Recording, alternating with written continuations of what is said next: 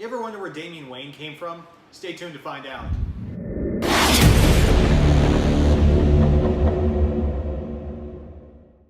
Hey guys, welcome back to Comic Universe, the only geek-centered website you need in your life, because it is your universe, or whatever.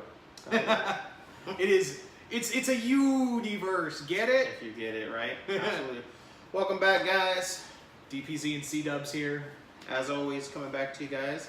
And this time we got a new review for you. And that is Batman Son of the Demon, written by Mike W. Barr, and artwork by Jerry Bingham? That's Bringham is how I read it. Yeah. Bingham. It's by Jerry. Jerry. God. We're off to a great start, aren't we? Yeah, as always. Improv, what's that? Right. So, this is our first Batman book, and when I first said, hey, let's review Batman Son of the Demon, you were like, is that the comic that has Damian Wayne? Yes. And you're not a fan of Damian Wayne. I'm indifferent because there are good stories as there are bad stories. I like him now. He's fine now. Yeah. Before I did. So, Dubs, my man, what'd you think of this comic? It was a treat. It is much better than the comic last week, to be honest with you. Okay, yeah, well, Not Dead Yet was not... Right, and considering I'm a huge Wolverine fan, I was a little disappointed. But no, this story was really good. I really just finished reading it, to be honest with you guys, and it was really good. I didn't, I really enjoyed the artwork. It really brought me back to when I was a kid, because it definitely is a blast from the past. It's definitely an older written story. Some of the artwork, it's very, how you put it, like almost like an art brush, if you will. Yeah. Kind of, and then some of the panels are, black and white. Some of the panels are color, and it really kind of draws you in, and just to kind of see, how much Batman has progressed, because even the intro with Mark Hamill. Yeah, we forgot. Yeah. Keep in mind, this was made in 1988, or at least this edition of the graphic novel, and that was 3 years, maybe 4. Like, okay, long story short, it's a while before Mark Hamill actually becomes the Joker, and he writes the introduction here. Correct. Yeah, and it's just to hear it's his so weird. Yeah, it's very meta. You get to read his voice and his thoughts, and of course, when you're reading anything close to being the Joker or Mark Hamill, you kind of hear Mark Hamill Joker in your head.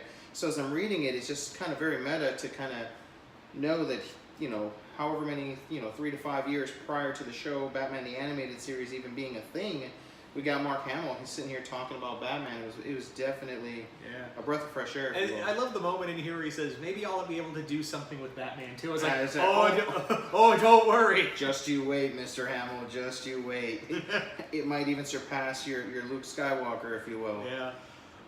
So the main story of this is that, yes, this is a comic where Damian Wayne was conceived, but that wasn't really the plan. You can thank Grant Morrison for that. Like, oh, I read this graphic novel. It's going to be great. Well, Batman's the Omega Sanction. I'm gonna create Damian Wayne, but that's like Death in the Maidens or whatever fuck comic it was. And then I'm gonna eat some shrooms and make Batman the Bat God. Can I keep this up or should I stop? Hey man, feel free, man. It's entertaining. No, but yeah, no, you could definitely see how he obviously got the inspiration from the comic. Yeah, because this was supposed to be a one and done graphic novel. Right, exactly. And not to mention how the book actually ends clearly doesn't tie in exactly how the mythos goes. Yeah. But yeah, no, it was really cool to see kind of the concept of Damian, if you will. Conception of Damian. Both, if you will. Yeah. This comic is mainly about Batman investigating this terrorist named Kane, spelled with a Q. Yeah, and he gets help from Talia and Raish, who, he actually teams up with Raish to stop this guy, because it turns out Kane is actually the murderer of Talia's mother. Right. And it's an interesting comic because Batman in here is willing to work with Raish, even though he's a little hesitant at first, but he's like, yeah, I'm going to work with him. And you actually see what it's like if Batman joined the League. The League, yeah. Yeah, full time. So, there is some interesting points in this comic. Again, the artwork's very beautiful, very painted. There are some weird moments in here, like when Batman's fighting some guys at a chemical plant, and he just sidesteps, and the guy shoots a, like, what was it, a tank or something, and acid just sprays all over his face. Toxic acid just pours all over his face. And Batman's like, just melts. Batman's not even face. It's like, oh. It sucks to be you. That type of thing.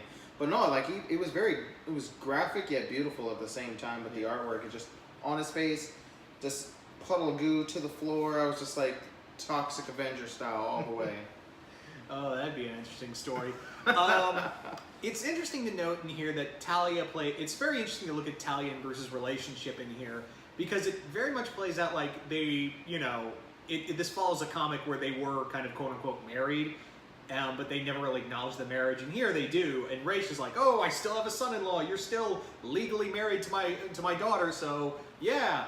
And Raish is like so on board with just having Bruce retrain all the League members. Right. And and it always makes me wonder, well, why didn't you just stay in the League if it was this easy to make everyone like, okay, we're not going to kill anybody, but you're all really good, you're all very well trained, but now we're going to teach you some non-lethal tactics. And I was like, I also feel like this is where Grant got the Batman Incorporated idea. Yeah, no, well, that's funny. I never thought of that, but yeah, you can kind of see that as well. Just again, it makes you think on what could have been if he had stayed, and you know, what kind of powerhouse would he be if he had the League back behind him? Yeah, not the Justice League, obviously. We're talking the League of Assassins. League of Assassins, exactly. Just how much more effective Batman would be. You know, it would be really cool to see. It's interesting to note that in this comic, Bruce in here is very much like, he's willing to give it a shot, whereas Bruce's whole thing is that he, rather than self-improvement, he's all about self-destruction, which is kind of like a character we'll be talking about in our next video. Right, definitely. Yeah. For sure. Stay tuned for that. The other thing in here is that he's so willing to just be like, yeah, Raish, you're a total terrorist, but we're kind of having the same goals, but so sure, I'll hang out with you, only because your daughter's hot, and you know, the artist kind of plays a part in that, because there are some scenes in here with Talia. Yeah, there are definitely some baby making scenes, if you will. Yeah. Honestly, I made a joke to DPZ and just let him know that, you know, I need to have some Marvin Gaye playing in the background while I'm reading this part, because it just felt too creepy, to be honest with you, without the music. I shouldn't be reading it. Yeah, I feel like it's like walking out on your parents. No, yeah, right, no, not quite that disturbing, but sure, if you're Damien, for sure. Yeah. Like, I just kind of imagine, like, so how was I made, Father? Oh, well, it was a long night. We were trying to find your grandmother's killer. And it kind of got hot and heavy between me and your mom. She kept the cowl. She told me to keep the cowl on, which was weird. And she called me Dad twice, which was odd because her dad was actually, I'm pretty sure your grandfather was in earshot when she was walking down the hall. So the door was sealed. He had to have heard it. Right. And Damien's like, oh God, Dad. And just blood pouring out his ears at that point in time. You know exactly. And then a donkey TMI. And then a donkey was added in the mix, and it got really strange after that. You're really gonna get people disappointed in that scene now. It wasn't quite that bad, but there was an elegance to it. To be honest with you, it was pretty in some scenes just because of the color tones that they were using. But again, it was very interesting to see, especially something, you know, from the time period back in the 80s. I guess obviously back then we got away with a little more. Yeah, and this actually feels like a James Bond kind of story. Yeah. Womanizer, right? Exactly. Well, not only that, like the whole like political intrigue that goes on. There's like, because obviously this is during the height of the Cold War. Satellite. Yeah. Right. This feels like did they just read Moonraker and just go, we can do that? Right. It's exactly. Batman. No, it definitely does feel that way. The more and more now that I'm thinking about it, you know, there's a, for those of you who don't know, there's a satellite that's being hijacked that kind of controls the weather and whatnot. So it's definitely got that giant James Bond feel, you know. And everyone was going for the giant weather controlling satellite and they Cobra. And they still do. Yeah. They still do. Cobra. That's funny. No, but there's also a couple of interesting points in the book that I never really thought of. Like when Batman, in the beginning of the book, he suffers a wound and it from loss of blood and pain, he ends up kind of passing out. And in the description, it's letting you know that the moment his eyes close, flashes back to when he was a kid and seeing his parents die. Like in every freaking Batman comic, Yeah. like every major Batman comic has him in one way or another flashing back to. Right. We get it. You know, it kind of works on two parts. There's a part of it where it's like, okay, stop. You're beating a dead horse at this. No pun intended. You're beating a dead horse at this point in time. We know it. Who doesn't know the story? I was like, but the part that I liked about it, where it, just in a brief description, it says, you know, just as every time he closes his eyes, this is what he thinks of. So, and the first thing I said to DPZ, I was like, oh, that explains why he hates to sleep. Like, he sleeps only 3 hours a night because he's having these night terrors every time he goes to bed. So, I mean, that would traumatize anyone to put on a cowl and run around off of rooftops. You know, between the love-making scene and that scene alone, and even, I mentioned the first scene and the first description in the book, I thought was really powerful verbiage. It was just basically, it starts with saying the earth made the sound of a woman giving birth. Yeah. Or something to that effect. And I was just like, huh, okay. Way to go. We're going right into it right away. So no, there were some really good aspects really to it that I'd never really thought of, or like I said, with the nightmares every time he closed his eyes. But I really dug it. It was really good. Kane's an interesting villain. He's not like really complex. He's a one and done villain essentially. It is a cool thing to add that this is the story of why we don't see Talia's mother. It's interesting to note that it's something that Ra's wants. It's a situation that Ra's wants to clean up, and he's willing to work with Batman to do so. And it is kind of weird to see them do it, though. As effectively as they are, because you know, Ra's is still shooting up the place, if you will. He's using guns, and Batman is still being Batman, and it's like, though they're teaming up, it's just like, okay, Batman's like, oh yeah, go ahead, do your thing, man, no problem. Yeah, but on the other hand, it makes you feel like, well, why was the point of the non-lethal takedown stuff if you're still going to be using guns? Right, exactly. All right, whatever. It's interesting because it almost gives you a window of what could have been for Bruce, but like as always, Bruce can't be happy. It's kind of like the law for Spider-Man too. Yeah, and then some. No, but that's another, you mentioning, you know, Bruce can't be happy. That was another part of the book that I really stood out when he first gets the news that she's pregnant, and he flat out says, he goes, I've never been happy. I don't even know what this feels like, essentially. So it was pretty cool to see that, or to know that Batman has never felt joy since that moment his parents died. So it's pretty deep, pretty crazy stuff there. Yeah.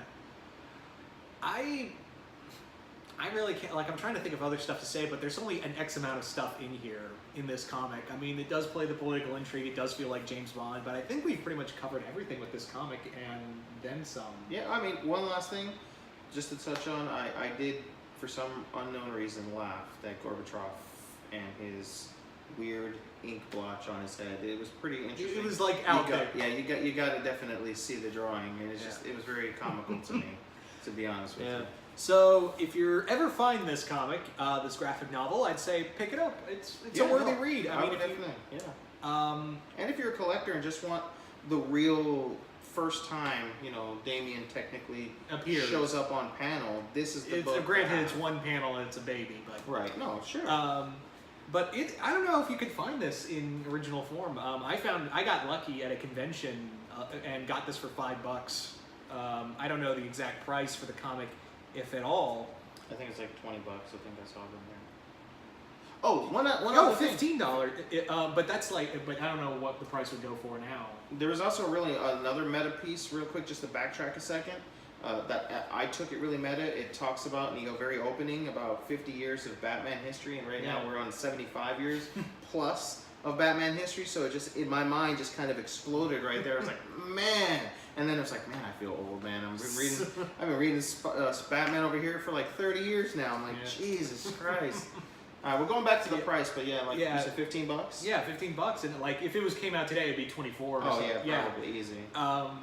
But the other thing in here I'd like to note is that and this is just a me preference, is that I really dig whenever Batman has the costume with the yellow symbol on. I just kind of dig it, like maybe because I started out with everyone else, like the Burton films, watching it, and I just kind of like that there's a bit of like a psychological thing to it, like the Punisher with the skull shirt is like, Yeah. instead of shooting at his head, you're all aiming at that symbol because you can see it right there. That sticks out. Yeah. Yeah.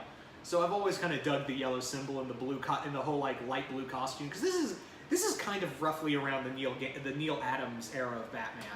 So when it isn't a shock to see this kind of costume here.